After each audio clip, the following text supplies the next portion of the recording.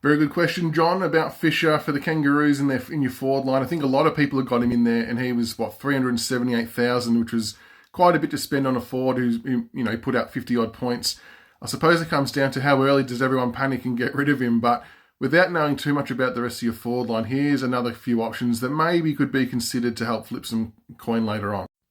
Nat Fife could be one of the first ones to look at. 283,000. He's probably going to play midfield as well quite a bit. And James Jordan for the Swans, who scored 80 and 81 and 84 in his first two games, is getting a lot more midfield time as well. So they're two cheaper options who could generate some extra cash already. A bit further down from that, Harley Reid will be one that I know a lot of people are going to have in their side anyway, but we all know he's going to get games.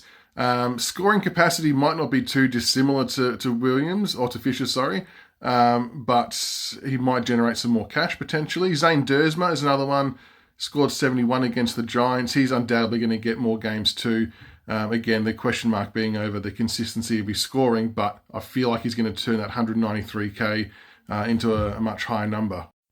And if you want to go lower again, Oliver Dempsey was a real surprise packet last night for the Cats, scoring 96 points. For 148,000, I feel like he's going to cement himself in the squad for a few more games yet. And he could generate some nice money for you and some nice scores by the look of him. Alex Sexton, which I'm sure a lot of people have already, playing off half-back, although 63 is a little bit underwhelming, but he's probably going to flip some good coin based on his break-even as well. And Darcy Wilson's break-even's very low too, and he played okay for the Saints. I dare say he'll get a few more games and should be able to generate some cash as well.